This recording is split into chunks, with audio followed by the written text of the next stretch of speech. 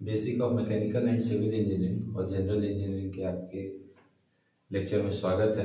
चलिए स्टार्ट करते हैं अपना आज का टॉपिक। हम लोग पढ़ क्या रहे थे, ब्रिक के टेस्ट। हम लोग ने पिछले लेक्चर में हम लोग ने डायमेंशन टेस्ट को पढ़ लिया था, डायमेंशन टेस्ट को समझ लिया था अच्छे तरीके से। आज जो हम लोग का टेस्ट रहेगा, जो दूसरा टेस्ट उसमें मैंने बताया था, तो हम लोग क्या है, कंप्रेसिव स्ट्रेंथ टेस्ट। ठीक, कंप्रेसिव स्ट्रेंथ टेस्ट हिंदी में कहेंगे संपीड़न सामर्थ्य परीक्षण। तो कंप्रेसिव स्ट्रेंथ टेस्ट क्या होता है, कैसे करते हैं, चीजों को हम लोग समझते हैं। कुछ नहीं करते हैं इसमें, हम लोग क्या करते हैं, सबसे पहला स्टेप 5 ब्रिक्स लेते हैं। 5 ब्रिक कहीं कहीं भी किसी बुक में कितना कहा गया है, 3 ब्रिक को लेते हैं। ठीक है, हम लोग ने क्या किया, 5 ब्रिक लिया या 3 ब्रिक लिया। हम लोग 5 ब्रिक अपना लेकर चलते हैं। हम लोग ने क्या किया, 5 ब्रिक को लिया। उन 5 ब्रिक को हमने क्या किया, दूसरे स्टेप में 24 आवर्स के लिए वाटर में क्या किया, भिगो दिया। वाटर में क्या करके दिया, इमर्ज करके रख दिया, पानी में डुबोकर रख दिया। 24 घंटे बाद ब्रिक को हमने क्या किया, बाहर निकाला। बाहर निकालने के बाद से ब्रिक में हमारा क्या होता है, फ्रॉग होता है, जिसको हम लोग डिब्बी कहते हैं या दिल्ला कहते हैं। देखेंगे हम लोग ब्रिक इस तरीके से, ब्रिक का ये वाला जो पोर्शन होता है, ये वाला जिसमें कंपनी अपना नाम लिखती है, कुछ भी RVS या जो भी। ठीक, तो इस वाले पोर्शन को हम क्या कहते हैं, फ्रॉग कहते हैं, दिल्ला कहते हैं। इस फ्रॉग को हम क्या करते हैं, फिल करते हैं कितने रेशियो के मसाला बना के, 1:3 का मोटार बना के मसाला बनाकर, जिसमें 1 हमारा क्या है, सीमेंट है और 3 हमारा क्या है, सैंड है। हमने क्या किया, 1:3 का मोटार बनाया। मोटार बना के इस वाले पोर्शन को हमने क्या कर दिया, अच्छे से फिल कर दिया। क्लियर है बात। फिल करने के बाद से अगला हमने स्टेप क्या करेंगे, उसको 24 घंटे के लिए छोड़ेंगे। 24 आवर्स के लिए हम क्या करेंगे, इसी तरीके से एटमॉस्फेयर में ओपन करके छोड़ देंगे। 24 घंटे बाद आएंगे और उसको 72 आवर्स के लिए हम क्या करेंगे, क्यूरिंग करेंगे। क्यूरिंग का मतलब तराई करेंगे। ठीक, हम क्या करेंगे, 72 आवर्स मतलब 3 दिन के लिए हम क्या करेंगे, उसकी तराई करेंगे। 3 दिन तराई करने के बाद से उस ब्रिक को हम बाहर निकालेंगे और बाहर निकालने के बाद से उस ब्रिक हम क्या करेंगे, कंप्रेसिव स्ट्रेंथ टेस्ट करेंगे। ठीक, तो प्राइमरी स्टेप हमारा ये है, ये इतने हमारे क्या है, प्राइमरी स्टेप है। उसके बाद से आगे हमारा टेस्ट करके कैलकुलेशन वाला स्टेप रहेगा। तो इस चीज को एक बार फिर से देख लीजिए, समझ लीजिए अच्छे से। हम सबसे पहले क्या करेंगे, 5 ब्रिक को लेंगे। ठीक, उन 5 ब्रिक को हम क्या करेंगे, पानी में अच्छे से डुबोकर रख देंगे। डुबोकर क्यों रखेंगे, उसका कारण क्या होता है, कारण ये होता है कि पानी को हम अच्छे से, आप लोग सुने होंगे कि जब मकान बनता है या प्लास्टर का काम करते हैं या बनने जाता है मकान, तो जो ब्रिक रहता है उस ब्रिक को हम क्या करते हैं, अच्छे से पहले क्या करते हैं, भिगो लेते हैं। देन उसको हम लोग जुड़ैया में या प्लास्टिक में क्या करते हैं, उस पर मसाला उपयोग करते हैं। क्यों करते हैं, इसलिए करते हैं ताकि वो मसाले के पानी को एब्जॉर्ब ना करे, मसाले के पानी को सोखे ना। अगर ब्रिक हमारा सूखा रहेगा तो मसाले के पानी को सोख लेगा, मसाले के पानी को सोख लेगा तो मसाले में से पानी की क्या हो जाएगी, कमी हो जाएगी और मोर्टार का स्ट्रेंथ हमारा क्या हो जाएगा, कम हो जाएगा। ठीक, तो इसीलिए हम ब्रिक को क्या करते हैं, पहले 24 घंटे अच्छे से पानी में क्या करते हैं, भिगो के रख लेते हैं, ताकि वो मसाले के, मोटार के वाटर को एब्जॉर्ब ना करे। तो ये पॉइंट आप समझ गए होंगे कि क्यों हम वाटर में 24 घंटे के लिए रखते हैं। देन उसके बाद से हमारा तीसरा स्टेप ये होता है कि 1:3 का हम सीमेंट सैंड का मोटार बनाते हैं। ठीक, 1:3 का हमने क्या किया, सीमेंट सैंड का मोटार, जिसमें 1 हमारा क्या है, सीमेंट, मतलब 1 kg अगर हम सीमेंट ले रहे हैं तो 3 kg हम क्या लेंगे, बालू लेंगे। मसाला बनाए, मसाला बनाने के बाद से ब्रिक का जो हमारा फ्रॉग होता है, ये वाला पोर्शन, इसको हम लोग क्या कहते हैं, फ्रॉग, इंग्लिश में, हिंदी में दिल्ला कहते हैं। इस फ्रॉग को हम क्या करते हैं, उस मसाले से अच्छे से क्या करते हैं, फिल कर देते हैं। 5 ब्रिक के मसाले को हमने क्या किया, फिल कर दिया। फिल करने के बाद से उसको 24 घंटे ऐसे ही हम एटमॉस्फेयर में रख देते हैं कि फ्रॉग में जो मसाला भरे हैं वो मसाले को अच्छे से क्या करे, सोख ले, अच्छे से सोख, मतलब उसमें सेट हो जाए। ठीक, देन उसके बाद हम 24 घंटे बाद आएंगे, उस ब्रिक को उठाएंगे और 3 दिन के लिए पानी में तराई के लिए, क्योरिंग का मतलब तराई करने के लिए हम क्या करते हैं, 3 दिन के लिए पानी में अच्छे से रख देते हैं, ताकि जो हमारा मोटार उसमें यूज किए वो स्ट्रेंथ को प्राप्त कर ले। तो इतना पोर्शन आपको समझ में आ गया होगा कि कहाँ से शुरू किया और क्या क्या चीजें हमने की। अब हम 3 दिन बाद आएंगे और इस ब्रिक को क्योरिंग टैंक में से हमने बाहर निकालेंगे, जहां तराई करने के लिए रखा है पानी में डुबोकर, उसमें से बाहर निकालेंगे।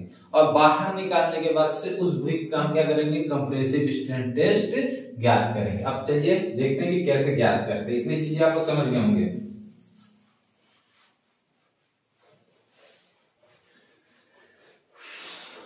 हाँ, हमने क्या किया, 3 दिन बाद आया, सारे ब्रिक को हमने क्या किया, बाहर टंकी से बाहर निकाला, क्योरिंग टैंक से बाहर निकाला। क्योरिंग टैंक से बाहर निकालने के बाद से उसको बाहर छोड़ देंगे, ताकि उसके सरफेस पे जो भी वाटर है वो वाटर हमारा क्या हो जाए, उस पे से हट जाए। हट जाने के बाद से अब हम एक इक्विपमेंट का यूज करेंगे, एक इंस्ट्रूमेंट का यूज करेंगे, मशीन का यूज करेंगे, जिसका नाम है हमारा कंप्रेसिव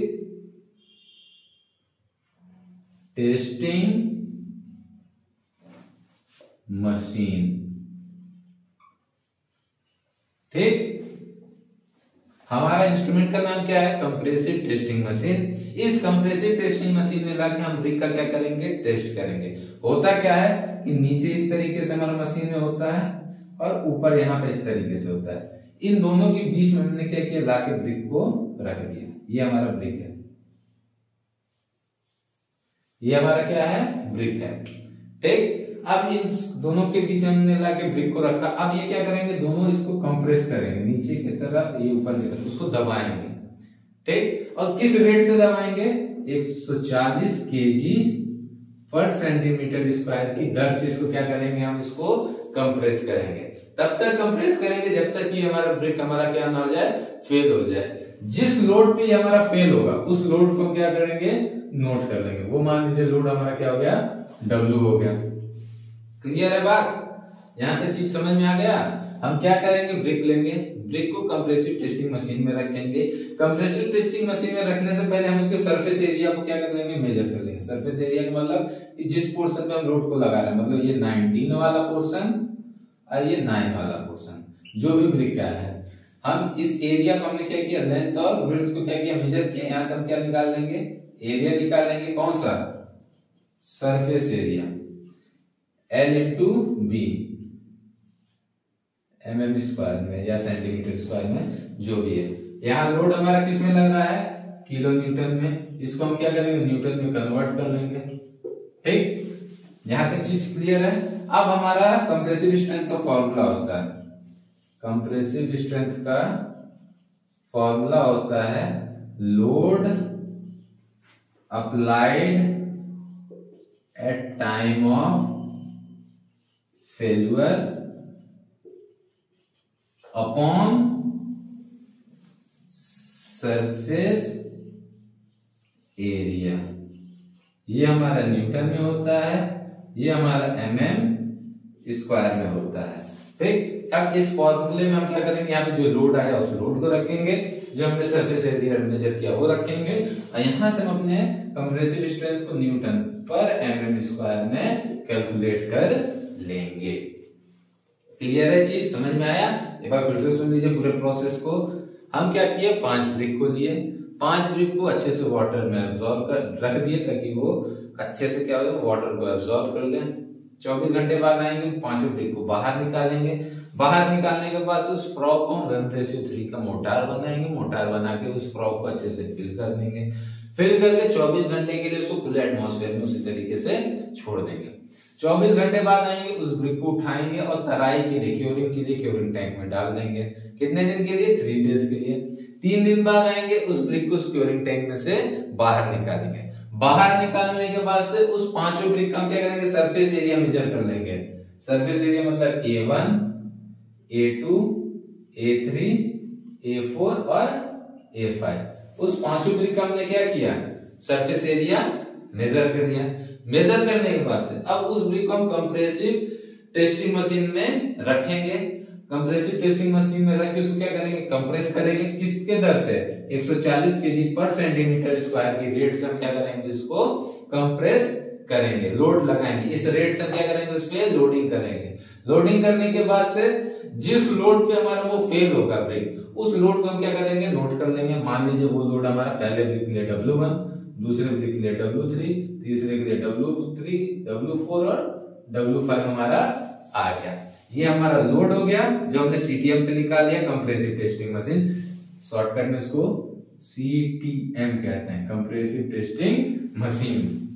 और एरिया हमने पहले ही मेजर किया हुआ है। अब हमको कंप्रेसिव स्ट्रेंथ का फॉर्मूला पता होगा, तो अब हम अपने पहले ब्रिक के लिए कंप्रेसिव स्ट्रेंथ निकाल लेंगे। कंप्रेसिव स्ट्रेंथ पहले के लिए W1/A1, फिर दूसरे के लिए निकालेंगे W2/A2, इसी तरीके से तीसरे के लिए निकालेंगे W3/A3, फिर चौथे के लिए निकालेंगे W4/A4, फिर पांचवे के लिए निकालेंगे W5/A5। ठीक, पांचों ब्रिक का हमने क्या किया, कंप्रेसिव स्ट्रेंथ निकाल दिया। अब इन पांचों ब्रिक के कंप्रेसिव स्ट्रेंथ का हम क्या ले लेंगे, एवरेज ले लेंगे, मतलब C1 + C2 + C3 + C4 + C5 by 5। अब ये जो कंप्रेसिव स्ट्रेंथ निकल के आएगा, अगर इस ब्रिक का कंप्रेसिव स्ट्रेंथ फर्स्ट क्लास के ब्रिक के बराबर होता है, बताया था आप लोग कल के लेक्चर में, इससे पिछले वाले लेक्चर में, कि 105 kg/cm² होता है, अगर उसके आसपास आएगा तो हमारी ब्रिक फर्स्ट क्लास कहलाएगी। कितना, 10.5 Nm² के से ज्यादा आएगा तो फर्स्ट क्लास कहलाएगी। 7 Nm² से ज्यादा आएगा तो सेकेंड क्लास कहलाएगी, और 3.5 Nm² से ज्यादा आएगा तो ये हमारा क्या कहलाएगा, थर्ड क्लास ब्रिक कहलाएगा। तो क्लियर है कंप्रेसिव स्ट्रेंथ टेस्ट क्या होता है, कैसे करते हैं। ठीक है, तो ये हमारा क्या था, कंप्रेसिव स्ट्रेंथ टेस्ट था जो ब्रिक के लिए हम लोग करते हैं। क्लियर है चीज। अब हम लोग देखते हैं दूसरा टेस्ट।